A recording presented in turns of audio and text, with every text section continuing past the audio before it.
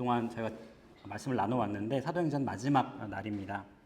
말씀의 제목은 두 개의 나라라는 제목으로 말씀의 은혜를 함께 나누도록 하겠습니다. 말씀의 주제는 우리 주제 비가이디어를 한 목소리로 다 같이 읽겠습니다. 시작. 믿는 사람들은 세상 나라의 온전하지 못한 통치 속에서 완전한 하나님 나라를 바라본다. 내용입니다. 오늘 설교를 준비하면서 좀 다소 어려울 수 있다는 생각이 들긴 하는데 하나님께서 여러분의 마음과 눈을 여셔서 이해할 수 있도록 하실 것 믿습니다. 여러분 밤하늘을 좋아하십니까? 감사합니다. 가끔 밤하늘을 쳐다보고 그렇게 하시나요? 아니면 많은 분들은 아마 바빠서 밤하늘을 한번 쳐다도 보지 못하고 그렇게 1년을 지나시기도 하셨을 것 같습니다. 아마 밤하늘에 관심이 많으신 분이라면 지난 금요일과 토요일이 1년 중에 굉장히 중요한 날이라는 것을 알고 계실 것입니다.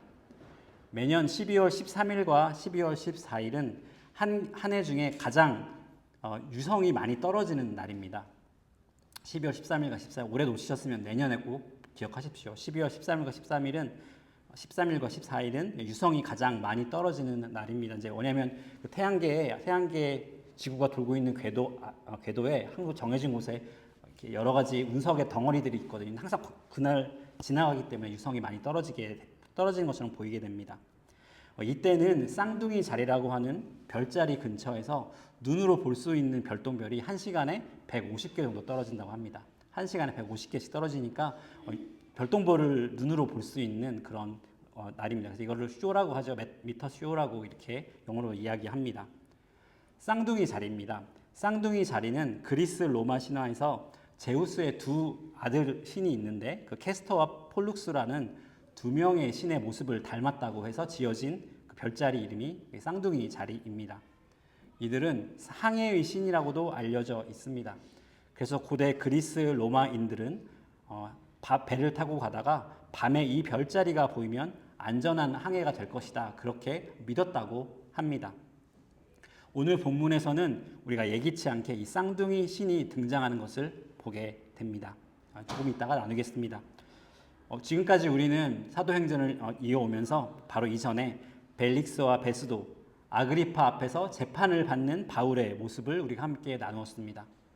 그리고 바울은 재판 가운데 로마 황제에게 재판을 받겠다고 신원하게 됨을 따라서 로마 황제의 재판을 받기 위해 배를 타고 로마로 가고 있는 중입니다.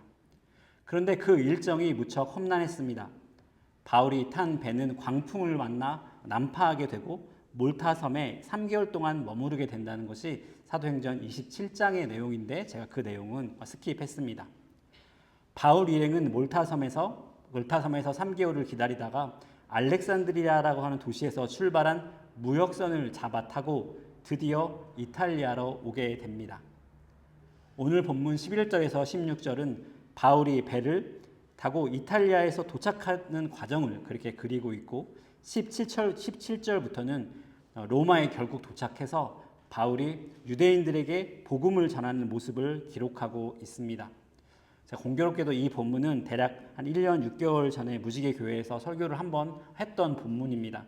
그래서 아마 겹치는 부분이 다소 있을 것입니다. 오늘 사도행전을 마치면서 또 다시 한번 같은 본문으로 설교를 하게 되었습니다. 근데 오늘 설교를 통해 사도행전 전체 내용을 요약하고 또 다른 부분을 좀 강조하는 것으로 또 여러분에게 말씀을 나누도록 하겠습니다. 먼저 11절을 보면 석 달 후에 우리가 그 섬에서 겨울을 난 알렉산드리아 배를 타고 떠나니 그 배의 머리 장식은 디오스 구로라. 아까 말씀드렸던 그 쌍둥이 신 디오스 구로라고 하는 것은 제우스의 아들들이라는 뜻입니다. 이 디오스 구로라는 게 제우스의 아들들이라는 뜻인데 앞에서 말했던 쌍둥이 신 캐스터와 폴룩스 두 명의 신을 말합니다. 그림을 제가 하나 가져왔는데 아마 이 그림을 보면 제가 붉은색으로 표시한 것이 이 캐스터와 폴룩스 신입니다. 아마 제 생각에는 이런 모습이었을 것 같습니다. 이 신들은 항해의 신들이었기 때문에 배에다가 이런 조각을 싣고 다니는 것이 아마 자연스러웠을 것입니다. 아무런 이상한 일이 없겠죠. 그런데 저는 이것을 보고 다소 의아한 생각이 들었습니다. 누가가 하필 왜 이것을 언급했을까 하는 것입니다. 이것이 배에서 꼭 언급해야 하는 내용인가? 것입니다. 그냥 배가 로마에 도착했다고 해도 되었을 것을 왜 이 배의 문양을, 그것도 이방 신화에 나오는 신의 이름을 언급했느냐라고 하는 질문이 제 머릿속에 들었습니다. 자, 주석책도 찾아보고 했는데 정확하게 답변을 해주는 곳이 없었습니다. 저희는 그동안 1년 동안 사도행전을 함께 나누면서 이 속에 사도행전 속에 두 가지 중요한 이야기가 겹쳐 있다는 것을 함께 배웠습니다. 한 가지 이야기는 팍스 로마나의 이야기입니다. 저도 사도행전 설교를 매주 준비하면서 학교 다닐 때 배웠던 역사적인 인물들이 스쳐 지나가듯이 언급되는 것을 보고 되게 신기했습니다. 사도행전에서는 그리스 로마 역사책에 나오는 사람들과 사건들의 이름들이 등장합니다. 바울이 재판을 받은 가이사랴라고 하는 도시는 황제가 되려고 하다가 암살당한, 그쵸, 우리 암살당한 줄리어스 시저를 아시지 않습니까? 줄리어스 시저의 이름을 따서 만든 도시가 바로 이 가이사라 사자리아라고 하는 도시의 이름입니다. 벨릭스, 베스도, 아그리파, 헤롯은 당시 로마의 정치 제도를 상징하고 있던 사람들이었고 모두 로마의 역사에 기록된 사람들입니다. 사도행전을 읽다 보면 철학 사조의 이름도 나옵니다. 스토아 철학자, 에피크로스 철학자, 이런 사람들도 나오고 아테네, 알렉산드리아와 같은 교과서에서 등장하는 문화의 발상지, 문명의 발상지 같은 그런 도시의 이름도 등장합니다. 사도행전의 이야기를 이해하려면 폼페이의 화산 폭발도 이해해야 하고 네로의 폭정도 사도행전의 이야기 속에 녹아 있는 것을 우리가 함께 나누었습니다. 바울이 살았던 시절은 역사상 가장 강하고 위대했던 제국인 로마의 가장 평화롭고 번영했던 시기입니다. 그래서 사람들은 이 시기를 팍스 로마나라고 불렀습니다. 그런데 사도행전을 읽다 보면 이 시기는 또한 기독교인들에게 여러 가지 어려운 시기이기도 했습니다. 이 시기에 기독교인들은 핍박의 대상이 되었습니다. 사도들은 매를 맞고 옥에 갇히게 됩니다. 처음 교회의 집사 중 한 명인 스데반의 순교가 사도행전 7장에 기록되어 있습니다. 처음 교회가 세워지고 기껏해야 몇 년 후에 첫 번째 순교자가 나오는 것입니다. 사도행전 15장을 보아도 순교의 이야기가 있습니다. 사도 야고보가 사도 중 처음으로 순교하게 됩니다. 교회도 문제가 많았습니다. 사도행전 5장에서는 정직하지 못했던 성도 아나니아와 삽비라의 이야기가 있습니다. 교회를 속이려고 했던 그런 아나니아와 삽비라는 그 문제로 인하여 교회의 치리의 대상이 되고 거기서 죽게 되는 그런 비극도 보게 됩니다. 사도행전 6장에서는 헬라파 유대인과 히브리파 유대인 사이에 서로 갈등이 생기게 되는 장면도 보았습니다. 집사 제도라고 하는 것이 교회 안에 이 헬라파 유대인과 히브리파 유대인의 갈등을 해결하기 위하여 발생한 것이 바로 집사라고 하는 직분이었다고 하는 사실도 우리가 함께 나누었습니다. 사역자들은 어땠습니까? 가장 위대한 선교사인 바울과 위로의 아들 바나바는 대판 싸우고 자기 길을 가게 됩니다. 그것이 우리가 본 사도행전의 이야기입니다. 교회나 국가나 사람이 하는 일 속에는 늘 실수와 문제가 있다는 것을 사도행전의 이야기는 증언하고 있습니다. 바울은 가는 곳마다 무시와 핍박을 당했습니다. 그리고 사도행전이 이제 다 끝나가는데 이제 바울은 죄수의 몸으로 로마에 있습니다. 사도행전이 다 끝나가고 있는 이 시점에 진짜 예수님께서 말씀하신 그 하나님의 나라가 이루어져 가는가? 지금 이 시점에 유대 땅 예루살렘에는 여전히 예수님 믿지 않는 유대인들이 의기양양하게 살기 등등하게 기독교인들을 핍박하고 있습니다. 그리고 그들 때문에 바울은 예루살렘에 도착한 후 곧바로 체포되어야 했습니다. 그리고 로마 사법제도를 받으며 이렇게 로마에 와 있는 것입니다. 사도행전에 기록된 내용의 분량만 따지고 보면 바울이 선교 여행을 한 분량과 재판을 받은 분량이 거의 비슷할 정도입니다. 이것이 로마 관점에서 바라본 역사의 기록입니다. 사도행전에 기록된 로마의 기록입니다. 그런데 이것이 사도행전의 전부라면 사도행전은 슬픈 책이고 우울한 책이 될 것입니다. 사도행전을 읽을 때마다 우리가 슬플 것이고 고통스러워해야 할 것입니다. 그런데 우리는 사도행전을 읽으며 한 장 한 장 읽으며 흥분되는 것을 우리 발견하게 됩니다. 기대되고 소망이 넘칩니다. 가슴이 뛰는 것을 발견합니다. 왜 그렇습니까? 사도행전 속에 누가는 또 다른 이야기를 숨겨놓고 있기 때문입니다. 그것이 누가가 진짜 하고 싶은 이야기였을 것입니다. 사도행전 1장 8절을 보면 예수님께서 승천하시면서 이렇게 약속하셨습니다. 성령이 너희에게 임하시면 너희가 권능을 받고 예루살렘과 온 유대와 사마리아와 땅끝까지 이르러 내 증인이 되리라. 사도행전에서 누가는 이 일이 실제로 어떻게 일어났는지를 충실하게 기록하고 있습니다. 사도행전 2장을 보면 예수님께서 약속하셨던 성령이 강림합니다. 성령을 받은 베드로는 겁쟁이에서 권능을 받은 복음 전도자로 다시 태어나게 됩니다. 그때 바울의 복음 전도를 듣고 3,000명이 구원을 받습니다. 교회가 탄생합니다. 성령은 사람들을 갈려놓고 있던 벽을 허물어뜨립니다. 헬라파 유대인들과 히브리파 유대인들을 수백 년 동안 갈라놓고 있던 벽이 무너집니다. 그곳에 사상 첫 번째 교회, 예루살렘 교회가 탄생하게 되는 것입니다. 그들을 가로지고 있던 벽이 무너졌던 증거로 방언의 기적이 일어납니다. 방언은 다른 사람의 말을 내가 하는 기적입니다. 벽이 무너졌다는 증거가 바로 방언의 기적이었던 것입니다. 복음은 예수님께서 말씀하신 순서대로 움직입니다.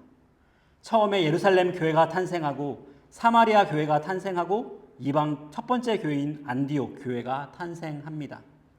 이러한 순서에 따라 사도행전 전반기에는 베드로가 주인공이고 후반기에는 이방인의 사도인 바울이 주인공이 되는 것입니다. 우상으로 가득 차 있는, 음란으로 가득 차 있는 유럽 땅에 교회가 세워집니다. 빌립보, 고린도, 데살로니가, 에베소, 그 당시 가장 번영했던, 그리고 그렇기 때문에 가장 타락했던 이 지역에 교회가 세워집니다. 사도행전은 성령의 능력에 대한 증언으로도 가득 차 있습니다. 죽은 사람이 살아나고 병든 자가 고침을 받습니다. 그 가운데 감사가 넘치고 승리가 넘치고 찬양이 넘칩니다. 그것이 사도행전의 기록입니다. 이 기쁨과 소망의 이야기 가운데 성령님의 능력을 힘입은 제자들이 복음을 예루살렘에서 시작하여 유대와 사마리아를 거쳐 땅끝으로 가져가고 있는 것입니다. 바울은 로마에 도착했습니다. 죄수 신분으로 도착했습니다. 그런데 오늘 사도행전을 보면 누가는 마치 이것이 바울을 개선 장군인 것처럼 묘사하고 있는 것을 보게 됩니다. 사도행전은 이렇게 끝납니다. 31절을 보면 바울이 온 이태를 자기 셋집에 머물면서 자기에게 오는 사람을 다 영접하고 하나님의 나라를 전파하며 주 예수 그리스도에 관한 모든 것을 담대하게 거침없이 가르치더라. 바울은 죄수입니다. 하루 종일 로마 군인의 감시를 받아야 하는 죄수입니다. 로마 황제는 기독교인에게 반감을 가지고 있었던 네로였습니다.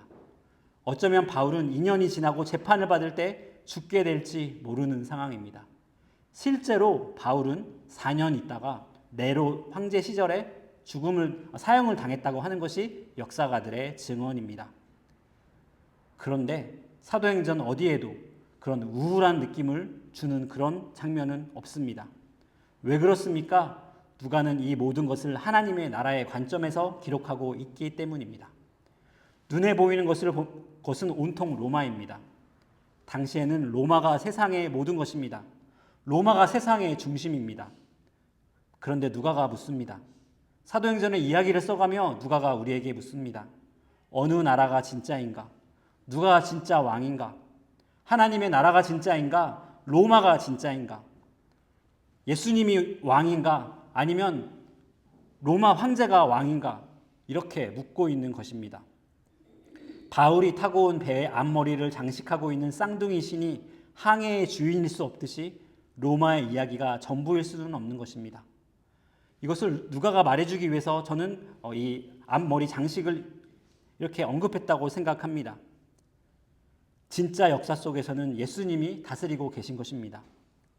23절 말씀을 보면 그들이 날짜를 정하고 그가 유숙하는 집에 많이 오니 바울이 아침부터 저녁까지 강론하여 하나님의 나라를 증언하고 모세의 율법과 선지자의 말을 가지고 예수에 대하여 권하더라. 바울은 로마에 도착해서 하나님 나라를 선포합니다. 누가가 사도행전을 하나님 나라 관점에서 썼듯이 바울도 하나님 나라를 선포합니다.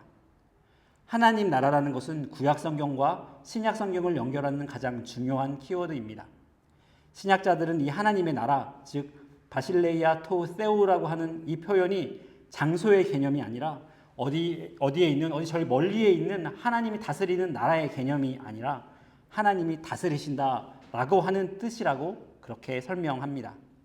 성경에 나오는 하나님의 나라, 하나님의 천국, 그다음에 하늘의 나라, 천국이라고 하는 표현은 어딘가 멀리 존재하는 장소의 개념이 아니라 하나님께서 다스리신다고 하는 하나님이 다스리시는 현실을 뜻하는 표현이라는 것입니다.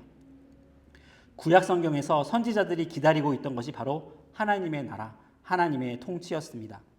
이사야서 52장을 보면 처음으로 복음이라고 하는 말이 나옵니다. 좋은 소식을 전하며 평화를 공표하며 복된 좋은 소식을 가져오며 구원을 공표하며 시온을 향하여 이르기를 내 하나님이 통치하신다 하는 자의 산을 넘는 발이 어찌 그리 아름다운가. 여기에서 이 좋은 소식, 복음이라는 말이 처음 등장하는 것입니다. 그런데 복음 선포의 내용이 무엇입니까? 시온에게 바로 하나님이 통치하신다 이렇게 외친다는 것입니다. 눈에 보이는 현실은 바벨론이 통치하는 것 같고 페르시아가 통치하는 것 같지만 사실은 하나님이 통치하신다는 것입니다. 하나님의 통치는 눈에 보이지 않지만 하나님이 통치하고 계십니다. 그 사실을 사람들에게 선포하는 것, 그것을 믿는 자들에게 선포하는 것이 바로 전도, 복음 선포라고 말하고 있는 것입니다. 복음 선포란 눈에 보이는 것은 제국의 통치일 뿐인 곳에서 하나님께서 다스리신다, 하나님께서 통치하신다라고 선포하는 것, 그것이 바로 복음 선포라는 것입니다. 마가복음 1장 1절을 보면 마가는 이렇게 복음서를 시작합니다. 하나님의 아들 예수 그리스도의 복음의 시작이라.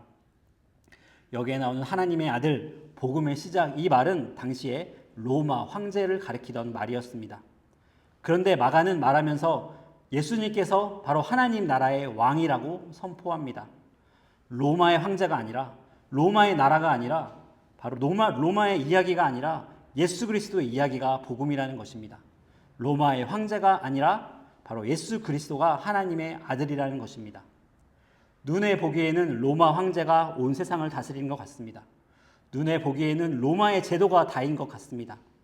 그러나 사실은 예수 그리스도가 왕이시라는 것입니다.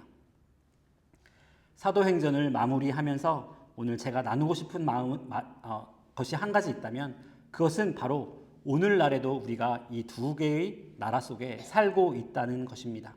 그것을 잊지 말자는 것입니다.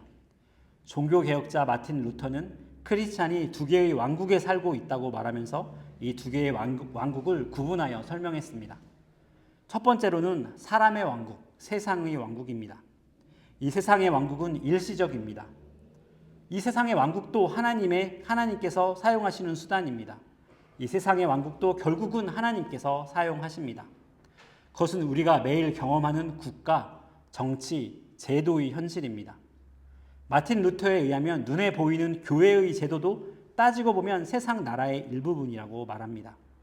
우리는 이 세상 나라 속에서 일하고 돈을 벌고 승진하고 자녀를 키우고 아이들을 대학에 보냅니다. 로마서 13장 1절을 보면 바울이 이렇게 말합니다. 각 사람은 위에 있는 권세들에게 복종하라. 권세는 하나님으로부터 나지 않음이 없나니 모든 권세는 다 하나님께서 정하신 바라. 하나님께서는 이 세상 나라로부터 도망가라 이렇게 말하지 않으십니다. 세상 나라는 나쁜 것이다라고 말하지 않으십니다. 하나님은 이 세상 나라에서도 주권자이십니다. 하나님은 이 세상 나라에서도 주어진 삶을 열심히 살라고 말씀하시는 것입니다. 그것이 권세들에게 복종하라. 권세가 다 하나님께서 정하신 것이다라고 말하는 그 뜻이 될 것입니다. 그런데 믿지 않는 사람들은 이 세상 나라가 전부 다입니다. 그런데 믿는 사람들은 이 세상 나라가 전부 다가 아닌 것을 알고 있습니다. 두 번째 나라가 있습니다. 하나님의 나라입니다.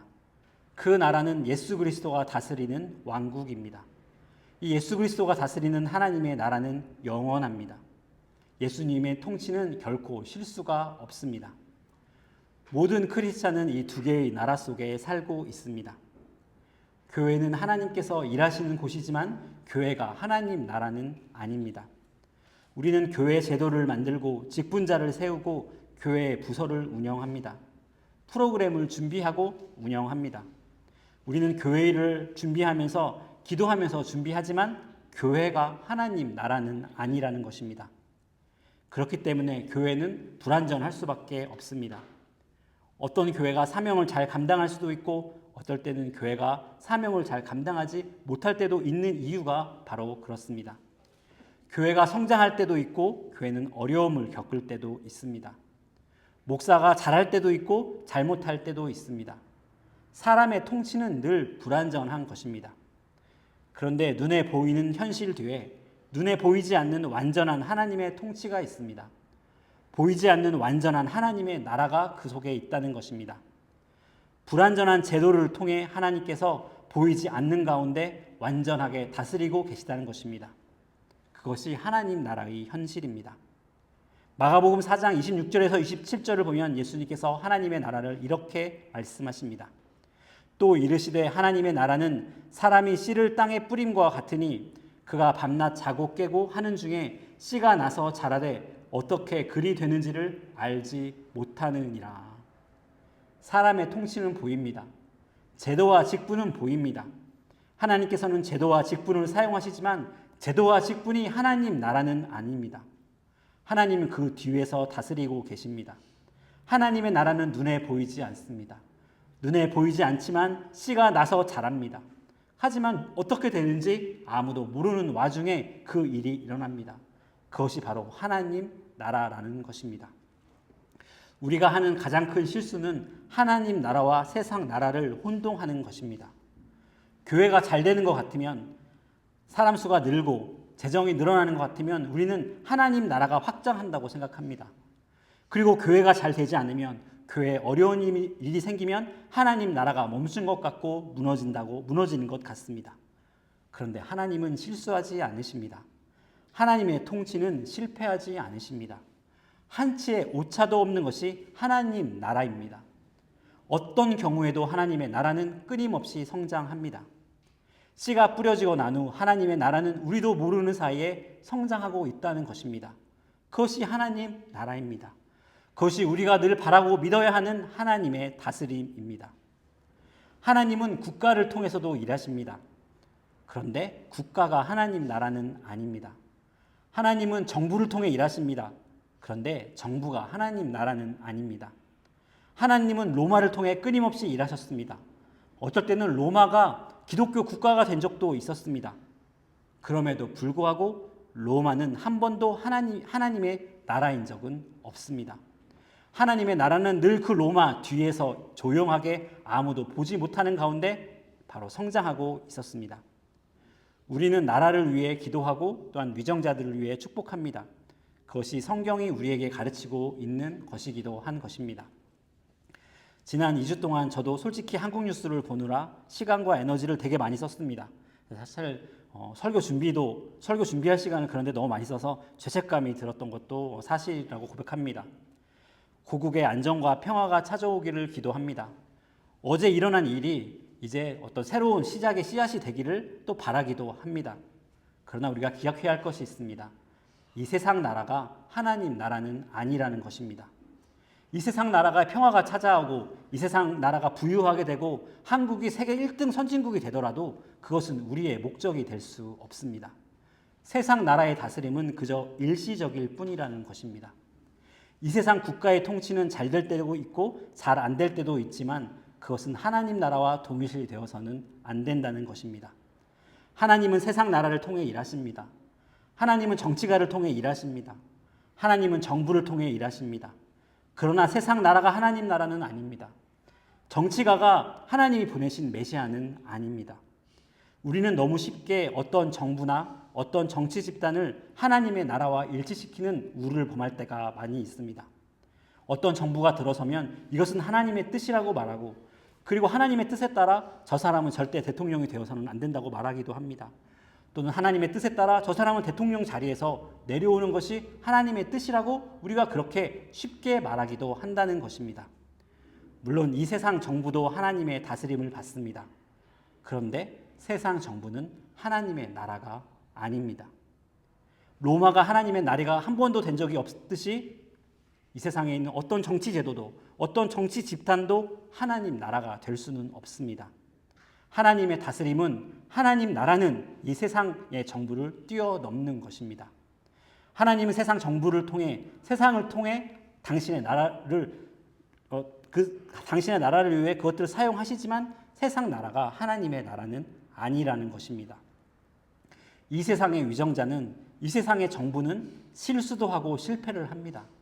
그러나 하나님 나라는 결코 실패하지 않는다는 것입니다. 하나님의 나라는 최악의 정부를 통해서도 성장해 나갑니다. 그런데 하나님의 나라는 최선의 최고의 정부를 향해서 심판하시기도 하는 것이 하나님의 나라라는 것입니다. 요한복음 18장을 보면 예수님께서 하나님의 나라에 대해 이렇게 말씀하십니다. 18장 36절 예수께서 대답하시되 내 나라는 이 세상에 속한 것이 아니니라. 만일 내 나라가 이 세상에 속한 것이었다면 내 종들이 싸워 나로 유대인들에게 넘겨지지 않게 하였으리라. 이제 내 나라는 여기에 속한 것이 아니니라. 하나님의 나라가 예수 그리스도의 나라가 이 세상에 속하지 않았다면 우리의 나라도 마찬가지인 것입니다. 하나님은 이 세상 나라를 사용하십니다. 지금도 이 제도를 사용하십니다.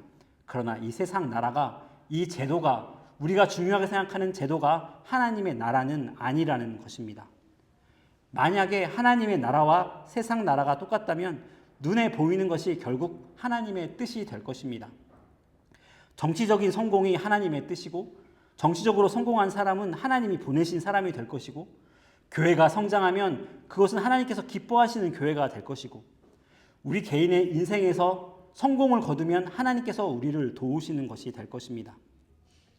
반면에 정치적으로 패배한 사람은 하나님께서 심판받은 것이 될 것이고 작은 교회, 성장하지 못하는 교회는 불순종하기 때문에 그런 일이 벌어진 것입니다. 또 우리 인생에서도 어려운 일이 생기면 징계를 받는다고 쉽게 생각할 것이라는 겁니다. 하지만 하나님 나라는 세상 나라가 아닙니다. 세상에서 일어나고 있는 수없이 많은 일들, 교회에서 일어나는 일들, 세상에서 일어나는 일들이 하나님의 완전한 통치를 결코 보여주고 있지 않다는 것입니다. 세상의 통치는 늘 불완전합니다. 그러나 하나님의 나라는 완전합니다. 하나님의 통치는 완벽합니다. 하나님의 나라는 눈에 보이지 않는 곳에서 성장해 가고 있습니다. 그래서 사도행전이 기쁨과 소망으로 가득 차 있는 이유입니다. 하나님의 나라는 교회도 아니고 국가도 아닙니다. 눈에 보이는 교회도 눈에 보이는 국가도 일시적으로 있다가 사라지는 그러한 존재들입니다. 하나님은 우리가 알지 못하는 방식으로 완전하게 이 세상의 모든 것을 우리 삶의 모든 순간을 다스리고 계시다는 것입니다. 사도행전은 로마의 이야기와 하나님 나라의 이야기를 우리에게 들려줍니다. 그리고 어느 이야기가 진짜인지 우리에게 묻습니다. 어떤 이야기에 우리 인생을 걸 것인지 묻습니다. 세상의 이야기도 중요합니다. 우리가 일하는 것, 우리의 일자리, 또 세상의 국가 다 중요합니다. 그러나 그것들은 모두 임시적인 존재들일 뿐입니다. 우리는 이 세상의 삶 속에 뿌리를 내리고 삽니다. 그렇기 때문에 늘 불완전한 세상 나라의 통치를 경험하게 되는 것입니다. 국가에서 일어나는 일, 세상에서 일어나는 일, 직장과 가정에서 우리는 이 세상 나라를 매일 경험하고 살고 있습니다. 그러나 세상 나라는 완전하지 않습니다. 그렇기 때문에 세상 나라는 늘 우리를 실망시킵니다. 국가도 우리를 실망시키고 교회도 우리를 실망시키고 가족도 우리를 실망시킨다는 것입니다. 그런데 사도행전에서 누가가 말하고 있듯이 또 다른 현실이 있다는 것입니다. 믿음의 눈으로 보면 바로 하나님의 나라의 현실이 존재한다는 것입니다. 하나님 나라의 백성인 우리에게 실패란 없습니다. 하나님은 실수하지 않으시는 분이기 때문입니다. 이 세상의 불완전한 통치를 사용하셔서 당신의 완전한 뜻을 이룬다는 것이 바로 우리의 믿음입니다. 눈에 보이는 통치로 인해 너무 실망하지도 말고 너무 기뻐하지도 마십시오. 그것은 그저 지나가는 일시적인 일입니다. 이 세상 속에서 우리는 열심히 살아야 합니다. 또한 세상을 위해 기도해야 합니다. 하지만 우리는 일희일비하지 않을 것입니다. 불완전한 세상을 통해 이루어지는 하나님의 완전한 통치를 믿고 있기 때문입니다. 다니엘서 4장을 보면 하나님의 통치에 대하여 아름답게 이렇게 묘사가 되고 있습니다. 이 말씀을 다시 마지막으로 읽도록 하겠습니다. 한 목소리로 읽겠습니다. 시작. 이에 내가 지극히 높이신 이에게 감사하며 영생하시는 이를 찬양하고 경배하였나니 그 권세는 영원한 권세요 그 나라는 대대에 이르리로다. 땅의 모든 사람들을 없는 것 같이 여기시며 하늘의 군대에게든지 땅의 사람에게든지 그는 자기 뜻대로 행하시나니 그의 손을 금하든지 혹시 이르기를 내가 무엇을 하느냐고 할 자가 아무도 없도다. 어떤 상황 속에서도 어떤 환경에서도 하나님 나라의 소망을 잃지 않는 무지개 교회 성도들 되기를 축원합니다. 아멘. 우리 찬양하시겠습니다. 세상의 유혹 시험이 찬양하시겠습니다.